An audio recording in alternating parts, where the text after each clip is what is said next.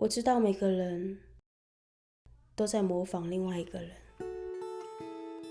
都在看着另外一个人。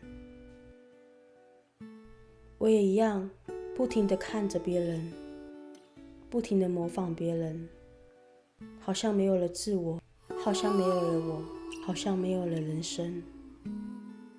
我花了多少时间去寻找那样子的完美？其实原来我一直在同一个地方，不停地打转，却不让自己靠近那个最接近真实的地方。然后我徘徊，然后我拒绝，然后我放弃，然后我离开，才发现原来我一直在这。这一次我放下，我悔改，我又交托，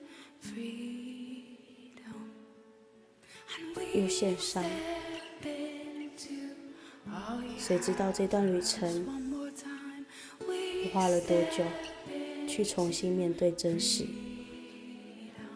将来和以后，我将重新面对这个世界的真实和我自己。